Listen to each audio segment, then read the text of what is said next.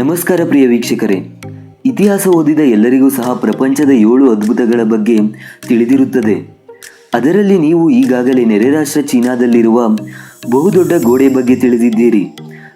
ಆದರೆ ನಮ್ಮ ದೇಶದಲ್ಲಿಯೇ ಇರುವ ಪ್ರಪಂಚದ 2ನೇ ದೊಡ್ಡ ಗೋಡೆಯ ಬಗ್ಗೆ ತಿಳಿದಿರುವವರು ತೀರಾ ವಿರಳ. ಎಷ್ಟೇ ಆಗಲಿ, ಇತ್ತಲ ಗಿಡ ಮದ್ದಲ್ಲ ಅಲ್ಲವೇ?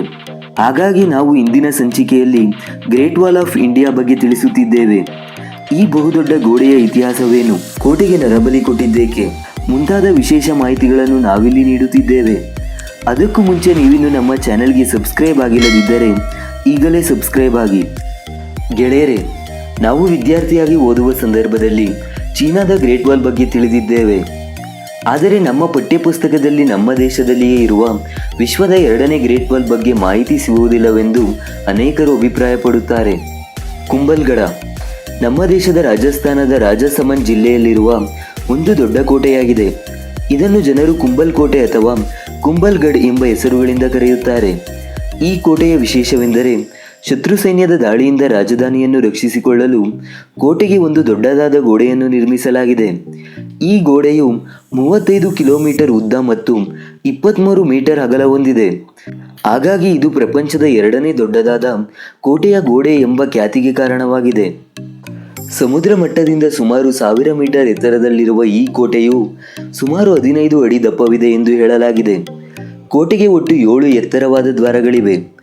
ಮತ್ತೊಂದು ವಿಶೇಷ ಸಂಗತಿ ಎಂದರೆ ಈ ಕೋಟೆಯೊಳಗೆ 360ಕ್ಕೂ ಹೆಚ್ಚು ದೇವಾಲಯಗಳಿವೆ. ಇವುಗಳಲ್ಲಿ 300 ಪ್ರಾಚೀನ ಜೈನ ಮಂದಿರಗಳು ಮತ್ತು 60 ಹಿಂದೂ ದೇವಾಲಯಗಳಿವೆ.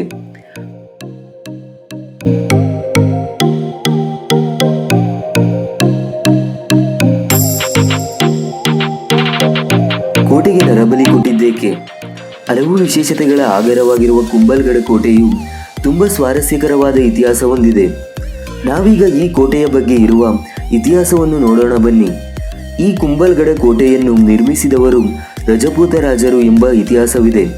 ಕ್ರಿಸ್ತಕ 1433ರಿಂದ ಕ್ರಿಸ್ತಕ 1468ರವರೆಗೆ ಈ ಪ್ರಾಂತ್ಯವನ್ನು ಆಳಿದ ರಜಪೂತರ ರಾಜವಂಶದ ದೊರೆಯಾದ ರಾಣಕುಂಭ ಇದನ್ನು ನಿರ್ಮಿಸಿದನೆಂದು ಇತಿಹಾಸ ಹೇಳುತ್ತದೆ. ಹಾಗಾಗಿ ಈ ಕೋಟೆಗೆ ಕುಂಭಲ್ಗಢ ಎಂದು ಹೆಸರು ಬಂದಿರುವುದಾಗಿ ಪ್ರತೀತಿ ಇದೆ. ಈ ಕೋಟೆ ರಾಜ ಮಹಾರಾಣ ಪ್ರತಾಪನ ಜನ್ಮಸ್ಥಳವೆಂದು ಸಹ ಹೇಳಲಾಗುತ್ತದೆ. ಈ ಭದ್ರವಾದ ಕೋಟೆಯ ಗೋಡೆ ಮೇಲೆ ಒಮ್ಮೆಲೆ 8 ಕುದುರೆ ಸವಾರರು ಅಕ್ಕಪಕ್ಕದಲ್ಲಿ ಸಂಚರಿಸಬಹುದಂತೆ. ಕಲ್ಲುಗಳಿಂದ ತುಂಬ ಭದ್ರವಾಗಿ ಕಟ್ಟಲ್ಪಟ್ಟಿರುವ ಈ ಕೋಟೆಯನ್ನು ಗೆಲ್ಲಲು ನಡೆದ ಹಲವು ಶತ್ರುಗಳ ದಾಳಿಗಳು ವಿಫಲಗೊಂಡ ನಿದರ್ಶನಗಳಿವೆ. ಕ್ರಿಸ್ತಕ 1457ರಲ್ಲಿ 1ನೇ ಅಹಮದ್ ಶಾ, ಕ್ರಿಸ್ತಕ 1458ರಿಂದ 59ರವರೆಗೆ ಮತ್ತು 1467ರಲ್ಲಿ ಮೊಹಮ್ಮದ್ ಅಲಾವುದ್ದೀನ್ ಖಿಲ್ಜಿ ಈ ಕೋಟೆಯನ್ನು ವಶಪಡಿಸಿಕೊಳ್ಳಲು ಮಾಡಿದ ದಾಳಿಗಳು ವಿಫಲಗೊಂಡಿವೆ ಎಂಬ ಇತಿಹಾಸವಿದೆ. ಅದೇನೇ ಇರಲಿ ಗೆಳೆಯರೇ, ಈ ಕೋಟೆಯ ಬಗ್ಗೆ ಅಲ್ಲಿನ ಸ್ಥಳೀಯರು ಹೇಳುವ ದಂತಕಥೆಗಳು ತುಂಬ ರೋಚಕವಾಗಿವೆ. ಅದರ ಪ್ರಕಾರ ಈ ಕಣಿವೆಯಲ್ಲಿ ರಾತ್ರಿ ಕೆಲಸ ಮಾಡಲು ಆಗಿನ ರೈತರಿಗೆ ಬೆಳಕಿನ ವ್ಯವಸ್ಥೆ ಮಾಡಲು ರಾಜ ಮಹಾರಾಣ ಕುಂಭ 50 ಕೆಜಿ ತುಪ್ಪ ಮತ್ತು 100 ಕೆಜಿ ಹತ್ತಿಯನ್ನು ಬಳಸಿ ಬೃಹತ್ ದೀಪ ತಯಾರಿಸಿದ್ದನೆಂದು ಹೇಳಲಾಗುತ್ತದೆ. ಮತ್ತೊಂದು ಸ್ಥಳೀಯ ದಂತಕಥೆಯ ಪ್ರಕಾರ ಈ ಕೋಟೆ ನಿರ್ಮಿಸುವ ವೇಳೆ ನರಬಲಿ ಕೊಡಲಾಗಿತ್ತೆಂದು ಹೇಳಲಾಗುತ್ತದೆ. ಬಹಳ ಎತ್ತರವಾದ ಬೆಟ್ಟಗುಡ್ಡಗಳ ಮೇಲೆ ಈ ಕೋಟೆ ಕಟ್ಟಿಸಲು ರಾಜ ರಾಣಕುಂಭ ಮಾಡಿದ ಪ್ರಯತ್ನಗಳೆಲ್ಲ ವಿಫಲವಾಗುತ್ತಿದ್ದವಂತೆ.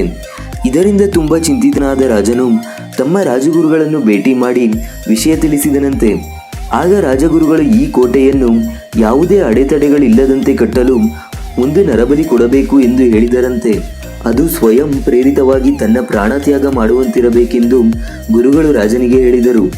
ರಾಣಕುಂಭ ಎಷ್ಟೇ ಪ್ರಯತ್ನ ಮಾಡಿದರೂ ಸಹ ರಾಜ್ಯದಲ್ಲಿ ಪ್ರಾಣತ್ಯಾಗ ಮಾಡುವವರು ಯಾರೂ ಬರಲೇ ಇಲ್ಲವಂತೆ. ಕೆಲವು ವರ್ಷಗಳ ನಂತರ ಒಬ್ಬ ಯಾತ್ರಿಕ ಬಂದು ಪ್ರಾಣಬಲಿ ಕೊಡಲು ಸ್ವಇಚ್ಛೆಯಿಂದ ಒಪ್ಪಿದ. ಆತ ಬೇರೆ ಯಾರೂ ಅಲ್ಲ, ನರಬಲಿ ಕೊಡಲು ಹೇಳಿದ್ದ ಧರ್ಮಗುರುಗಳೇ ಆಗಿದ್ದರಂತೆ ಎಂದು ಹೇಳಲಾಗುತ್ತದೆ. ಆನಂತರ ನರಬಲಿಯನ್ನು ಕೊಟ್ಟ ನಂತರ ಈ ಕೋಟೆ ಕೆಲಸ ಸುಸೂತ್ರವಾಗಿ ನಡೆಯಿತು ಎಂದು ಅಲ್ಲಿನ ಸ್ಥಳೀಯ ಜನರು ಹೇಳುತ್ತಾರೆ. ಯುನೆಸ್ಕೋ ಸಹ ಈ ಕುಂಭಲ್ಗಢ ಕೋಟೆಯನ್ನು ವಿಶ್ವ ಪರಂಪರೆಯ ತಾಣವೆಂದು 2013ರಲ್ಲಿ ಘೋಷಣೆ ಮಾಡಿದೆ. ಗೆಳೆಯರೇ, ಇಂದಿನ ಸಂಚಿಕೆಯನ್ನು ಮುಗಿಸುತ್ತಿದ್ದೇವೆ. ಮತ್ತೊಂದು ವಿಶೇಷ ಮಾಹಿತಿಯೊಂದಿಗೆ ಮುಂದಿನ ಸಂಚಿಕೆಯಲ್ಲಿ ಭೇಟಿ ಮಾಡುತ್ತೇವೆ. ವಿಡಿಯೋ ನೋಡಿದ್ದಕ್ಕೆ ತಮಗೆ ಧನ್ಯವಾದಗಳು.